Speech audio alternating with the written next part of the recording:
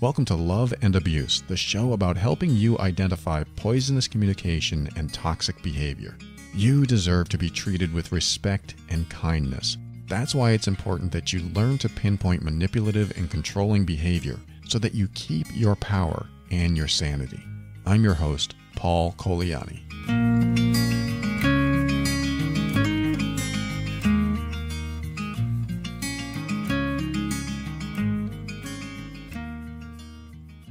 Welcome to Love and Abuse. I am happy that you're here.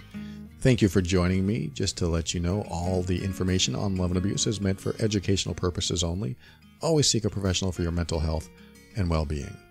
And like I said, I am happy that you're here. I'm really happy that you tuned in because you're either looking for information like this because you're in a relationship that requires you to get some more resources or knowledge on how to handle toxic situations or poisonous communication. Or the other side of that is you are looking to help yourself because you believe you may have some of these qualities. Mainly, I talk to the person that is dealing with the type of behavior that I just mentioned. The person's dealing with the toxic behavior or poisonous behavior of someone else. And I give you tools to work with so that you can hopefully have a better line of communication and maybe a path to healing. And I think that anyone that tunes into a show like this, whether they're on one side of the coin or the other, probably needs a path to healing, or at least dealing. Dealing in the sense of dealing with the behavior and trying to figure out how to not have that behavior in their life. And how do we get rid of that behavior? So if you're a first-time listener, this is the reason I'm telling you this. If you're a long-time listener, then welcome back, and I appreciate you tuning in again. I know a lot of people wait for the next episode, and they're wondering when it is. So sometimes it takes me a while to make one because I have another show called The Overwhelmed Brain. And that is more about personal growth and development. And this is more about relationship growth and development. But both shows, I believe, achieve the same outcome. And that is improving yourself so that you can show up in the world and in your relationships as the best version of yourself. That's really what it takes. Because if you are the best version of yourself, then no matter what situation arose, you would have the ability to handle it. Now, that might be sort of an unfair statement because maybe you feel like you're the best version of yourself now, but you still can't handle the situations. Well, if you feel that way, let me just ease your suffering in your thought process here, because what the best version of yourself means is that you honor yourself, you value yourself, you know you're worthy, you know you're lovable, you know you're brilliant, and you know that you deserve more than being treated badly. You deserve much more than that. You deserve to be treated with kindness and respect. You deserve to be treated as worthy and significant. Sounds like the very thing I say at the end of every episode, and that's what I mean about improving yourself and becoming the best version of yourself, so that you can see that person in the mirror. I want you to see that person in the mirror. The one looking back at you is so worthy, is so wonderful. And if you believe that, or I should say when you believe that, then you won't let people mistreat you. You won't let people disrespect you. You won't let people walk all over you. And I know that's hard. It's easy for me to say and sometimes hard to apply to your life. But I'm giving you this little motivational speech because I want you to be that person. I want you to be the one that can stand tall in the mirror and say, yes, I am worth that. I am worth that and a whole lot more, and I don't deserve to be treated that way. So when someone does mistreat you, you can see yourself in the mirror as you're looking at them. You know, this is sort of a visual. And as you're talking to them, you can see yourself and say, I don't deserve to be treated that way. Just as if you were pointing in the mirror at yourself. Because when you get to that point, when you will not settle for anything less than someone treating you with kindness and respect, your life changes. Your life gets better. It becomes what you deserve. It equals and even surpasses how you feel about yourself. In other words, when someone treats you right, you feel like that's a good thing. But then when they treat you better than that, with more kindness and more respect and more love toward you, it almost feels like you're going unworthy in the other direction. Like, I'm so unworthy of all this attention and love. You may not be able to achieve that with everyone, but I think that's a good goal. Instead of being on the bottom side of that, where you're being mistreated and someone's behaving badly, you don't deserve to be treated that way. You don't deserve to be relegated into that level of treatment. But you have to believe it. You have to know you are worth more and deserve to be treated well. If you don't know this, then you need to improve yourself. This is why it's important that you improve yourself and become the best version of yourself, so that when you show up in any situation, any relationship, that when someone mistreats you, you can tell yourself, whoa, I don't deserve that. I don't deserve that kind of behavior. You need to back off because that is not right. And if you can't say that to someone because they're aggressive or violent, then you might need to back off and stay away. You might need to distance yourself from them, because some people are dangerous. Some people do not have your best interest in mind and will do anything they can to control you. So you have to take care of yourself. How do you take care of yourself? You improve yourself. It goes back to improving yourself. It goes back to learning to become the best version of you can. So when you look in the mirror, you can be proud that you are that person. I'm that person. That's me. That's awesome. I want you to say that. That is awesome. I really like that me. That is somebody I can be proud of. This reminds me of several incidents in my life. One was I was married and we were broke. It was around the mortgage crisis, 2009. And I finally got a job. We're living in her mom's really small apartment. And I finally get a job and we finally have money coming in. And I thought, this is great. I'm getting back on my feet and I'll be able to get us into a new place to live and everything will be great. 3 weeks into the job, I wasn't mistreated. I wasn't working for anyone that behaved badly, but I felt stifled. I felt repressed because I went to the manager of the department I was working in and I said, hey, I've got an idea to help our support department so that we can get through these tickets faster and we can help our customers. And I think it was a good idea.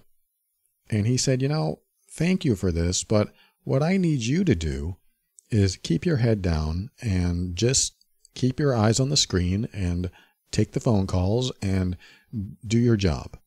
That's it. We already have systems for working with customers and we don't need any more ideas. It was something along that lines. I don't think it was the exact words he said, but it was so disheartening to hear. I felt stifled. I felt like I couldn't be creative. I couldn't be helpful. I just needed to keep my eyes on the horizon, I think he said, and just do your job. That's it.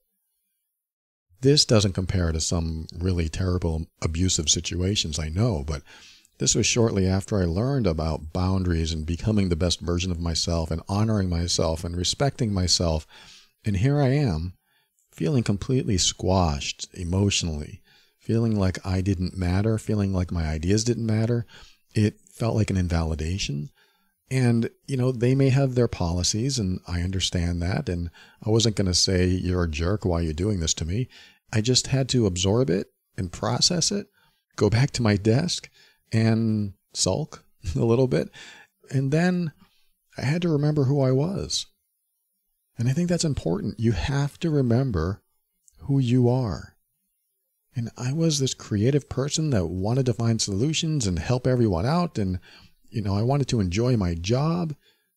And at that moment, none of it was happening. None of that was true. I wasn't enjoying my job. I couldn't be myself. I couldn't be creative. I couldn't be helpful. I couldn't be supportive. I felt useless. What am I doing here? So I sat there and I thought about it and I sulked some more and I realized I can't be me and I'm stuck.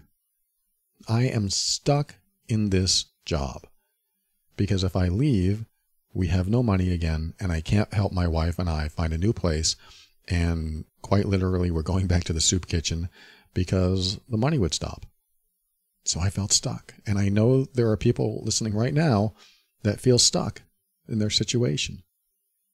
That's what I felt. I felt stuck. So I sat there thinking, sulking, very depressed, realizing that this is going to be the way it is for the next, I don't know how many months or years, and I'm just going to have to deal with it. And then I felt my soul getting crushed. Again, I know it's not the same thing as an emotionally abusive relationship, but to have this feeling come over me that I can't be myself, I can't even show up as the best version of myself because that version of myself isn't even accepted here. So I felt like I had no choice. And there I sat and I asked myself, do I really want to be here? And then the answer came up, you have no choice, Paul. You have no choice. You have to be here. You have to stay. You made a commitment. You are obligated. And without this job, what other job are you going to get? Because you were lucky to get this one. Ugh, not a good feeling. So I sat there and sulked some more. And then I decided to call my wife and share this with her. I said, I don't know what to do. I almost started crying. I don't know what to do. I really wanted to like this job and everything was going well. And then they said that they don't want my input and that I should just keep my eyes on the horizon. And at the time they were going to put me on phones and that wasn't part of the job description. So I felt even more disheartened by that. So all these factors were against me. And I realized how unhappy I was and how unhappy I was going to be for the rest of the time I was there, which I really thought was going to be years. I really thought, all right, I'm just going to have to work here for a few years and, work my way up. And I conveyed to her, I feel stuck. I don't know what to do.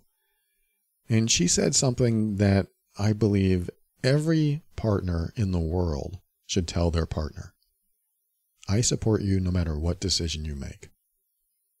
And it still hits my heart really hard because that is the most supportive statement anyone could ever say in that position, because she would also deal with the fallout of me quitting. She would also have to go back to the soup kitchen with me. We would have to live off of nothing, get our boxes of food from the local food distributors like church and the food banks and things like that. And we would just have to go back to that life. So when she said that, I hadn't even mentioned that I wanted to quit or anything because I knew it wasn't an option. But when she said that, that option came to mind. And that option felt like I had a choice again. It felt like maybe there was a way out. But that way out meant that I would be impoverished again. That way out meant that we would have no money. So I had a conflict inside of me where I went back and forth thinking, if I quit, we'll have no money, we'll go back to the soup kitchen, and we'll be stuck in her mom's apartment. And how is that a supportive husband? How can I be this person that gives up just because I'm unhappy? How can I do that to her? How can I do that to me? How can I be that person? So I got off the phone with her, and I thought about it, and I sat there kind of in a dizzy space because I wasn't sure which direction I should go, even though I knew I couldn't leave. And the thought came to me, who do I want to be? Who do I want to be in this moment? And who do I want to be tomorrow? And another thought came to me, which was a question that I asked myself, which was, is this in alignment with my integrity? Is this in alignment with who I want to be? Is this in alignment with my integrity? And I think I also asked myself, is this in alignment with my dignity? So I had these deep core level values coming up that brought up the questions about who I wanted to be at the deepest level, and also how I wanted to feel about myself. I don't know if you've heard other episodes where I talk about emotional abuse. The most basic definition that I give it, and it's not 100% accurate, but it's pretty darn close, is not only when someone makes you feel bad, but when someone makes you feel bad about yourself. Emotional abuse is when someone makes you feel bad and they make you feel bad about yourself. And when you define it that way, then what is the opposite of emotional abuse? The opposite is when someone makes you feel good about yourself. When someone makes you feel good. And if someone can make you feel good, then they're not emotionally abusing you. It's when they make you feel bad that it can turn into, and often does, emotional abuse. So that's what I felt like in this particular situation. Again, it's not a relationship, but it sort of is. You have a relationship with your job. You have a relationship with your car. Because you know when your car is failing, you probably get mad at it. You have a relationship with your partner, with your family, with your friends. They're all relationships of some sort. And my job wasn't emotionally abusing me, but I was. I was emotionally abusing me if I choose to stay. And so this exact thought about emotional abuse didn't come up back then because I hadn't really known the term back then. But when the thought came up that I was hurting myself and I was making myself feel bad because I chose to stay, I realized that I was making the wrong decision. I chose to stay out of a commitment, out of obligation, and those are all noble things.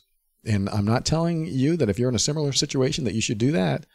But in that moment, I connected with myself and I looked in that virtual mirror, that visual that I made in front of me, and saw myself there and thought to myself, I cannot reconcile the decision to stay with my integrity and my character and my dignity.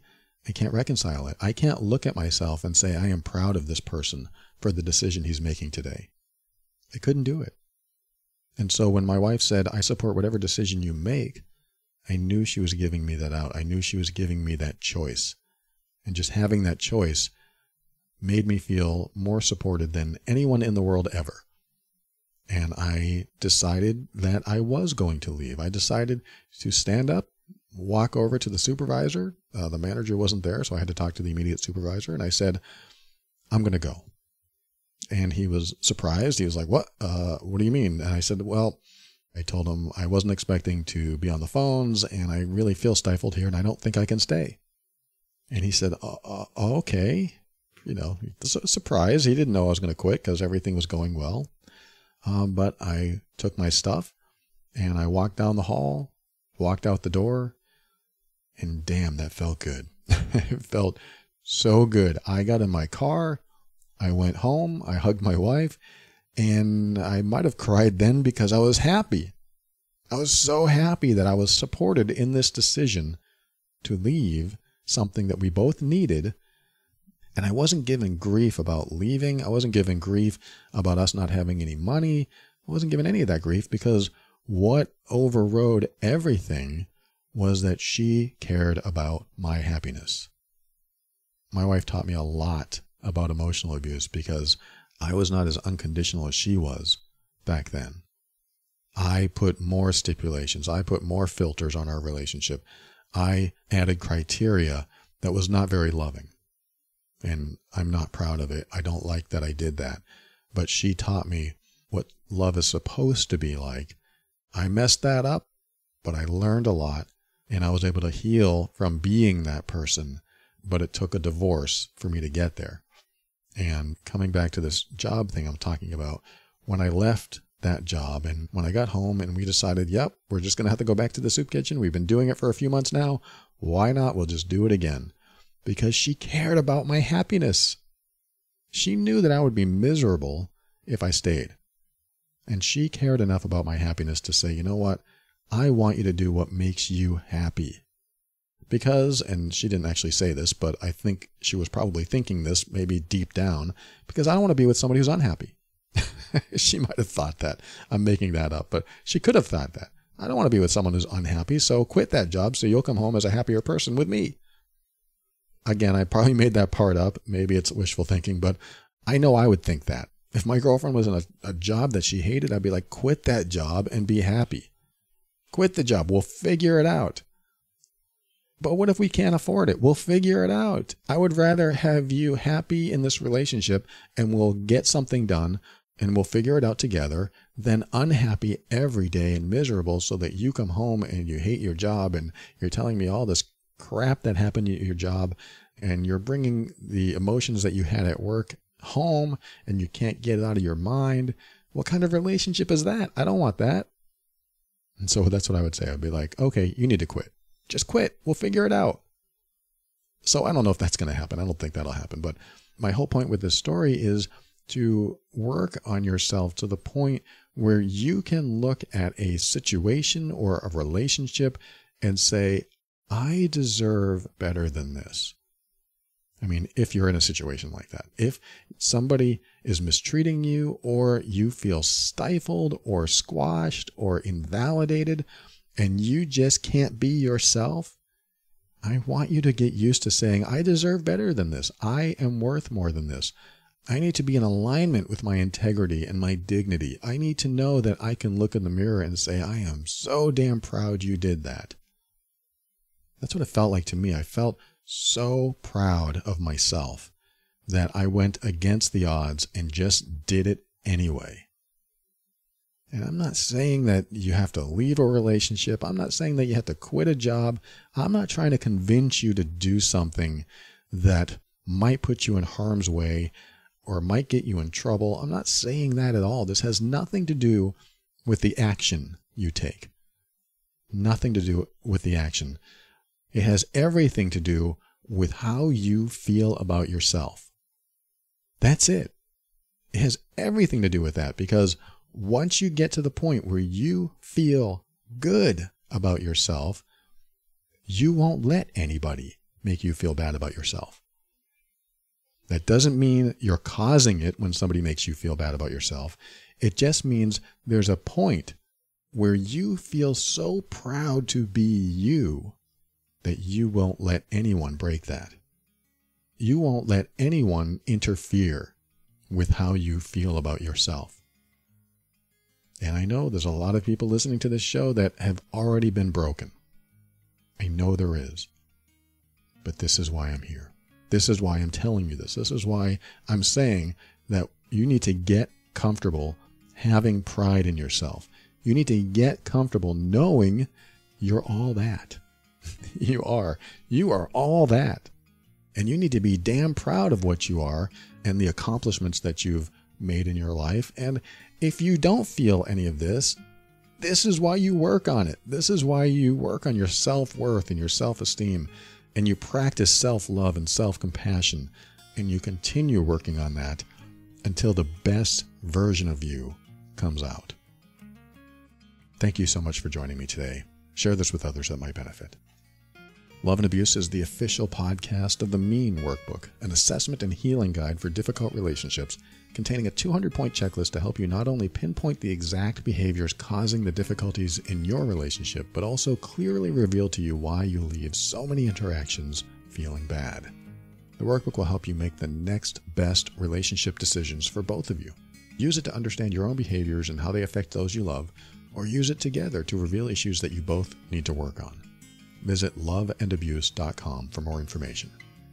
This show exists to remind you that you are not alone and you are not going crazy. You deserve to be treated with respect and kindness.